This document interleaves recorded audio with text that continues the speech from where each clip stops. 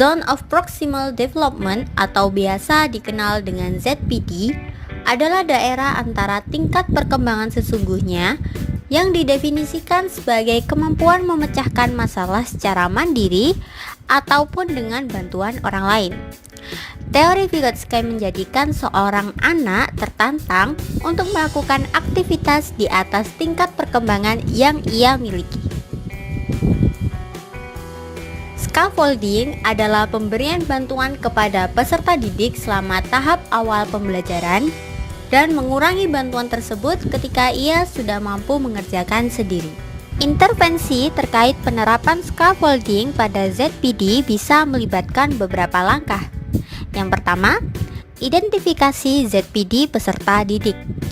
Guru perlu memahami kemampuan saat ini peserta didik dan menentukan area di mana peserta didik membutuhkan bantuan atau bimbingan tambahan. Kedua, rancang aktivitas yang sesuai. Buatlah tugas atau aktivitas yang sesuai dengan ZPD peserta didik tersebut, yang menantang mereka untuk berpikir dan belajar lebih dalam dari apa yang bisa mereka lakukan sendiri. Ketiga, berikan bimbingan bertahap. Scaffolding melibatkan memberikan bantuan bertahap kepada peserta didik sesuai dengan kebutuhan mereka, mulai dari bantuan langsung hingga dukungan yang semakin berkurang seiring dengan perkembangan kemampuan peserta didik.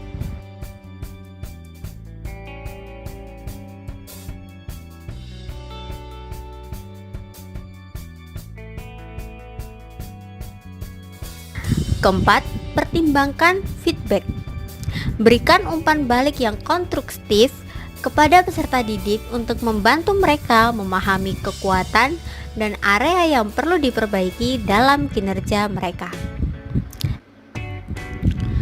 Pantau kemajuan peserta didik secara teratur dan sesuaikan pendekatan scaffolding sesuai dengan perkembangan mereka untuk memastikan mereka terus berada dalam ZPD-nya. Melalui pendekatan ini, peserta didik akan mendapatkan dukungan yang sesuai dengan tingkat kemampuan mereka, yang memungkinkan mereka untuk mencapai potensi belajar yang maksimal.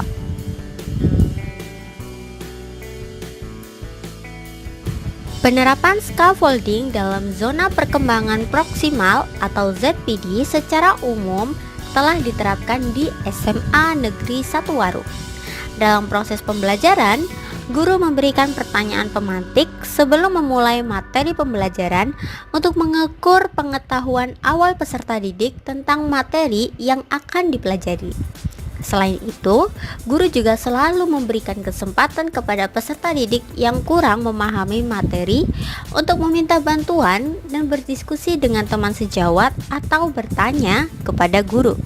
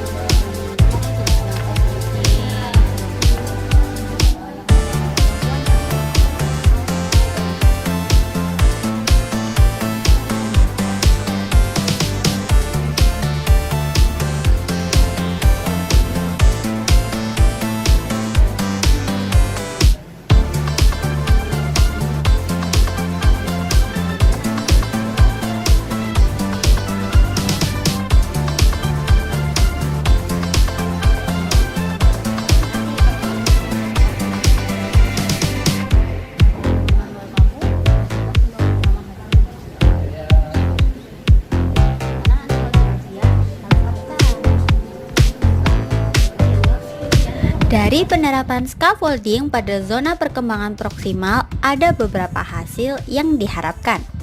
Pertama, peningkatan pemahaman. Peserta didik diharapkan dapat lebih memahami materi pembelajaran dengan bantuan yang telah diberikan pada saat yang tepat. Kedua, pengembangan keterampilan berpikir kritis. Dengan pertanyaan pemantik dan diskusi, peserta didik dapat mengembangkan kemampuan berpikir kritis dan juga analitisnya. Ketiga, meningkatkan kemandirian belajar.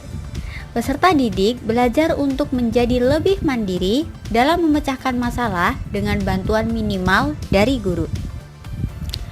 Keempat, peningkatan kepercayaan diri. Peserta didik yang sebelumnya kesulitan memahami materi akan merasa lebih percaya diri setelah mendapatkan bantuan yang sesuai. Kelima, kolaborasi yang lebih baik. Peserta didik belajar untuk bekerja sama dan saling membantu dalam memahami materi, meningkatkan keterampilan sosial, dan kerja sama tim. Penerapan scaffolding pada Zone of Proximal Development atau ZPD sangat membantu peserta didik untuk belajar dengan lebih optimal. Dalam hal ini, guru akan berperan aktif dan terlibat secara langsung dalam mendukung kemajuan peserta didik, dapat membuat peserta didik jauh lebih aktif dan memiliki kemampuan berpikir kritis untuk menyelesaikan suatu permasalahan kontekstual yang sedang mereka hadapi. Tentu saja, karena scaffolding dapat mengurangi kesulitan peserta didik dalam memahami suatu pembelajaran, khususnya dalam pembelajaran matematika yang telah dikenal sebagai pembelajaran yang sangat sulit. Oleh karena itu, melalui penerapan scaffolding, peserta didik dapat mengembangkan kemampuannya hingga tercapai suatu tujuan dari pembelajaran yang telah ia lakukan.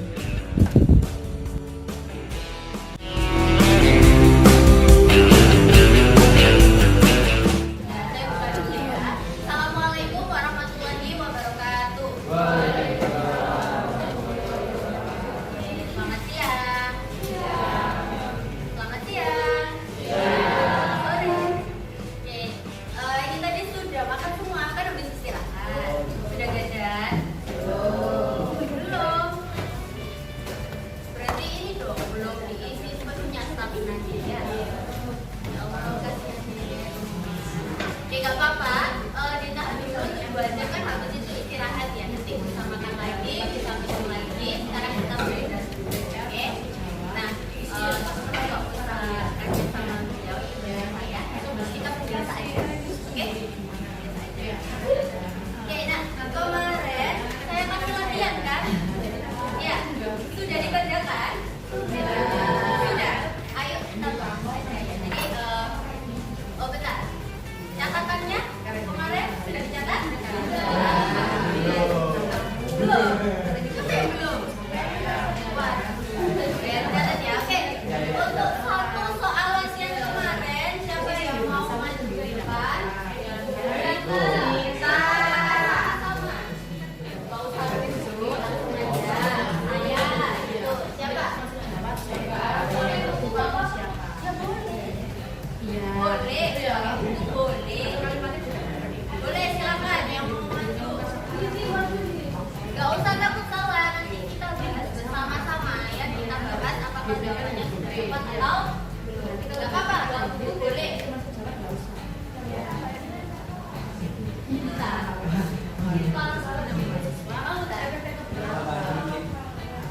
Oh ya udah, nanti saya kasih tentang namanya. Nanti saya sampaikan sendiri. Ya, kalian.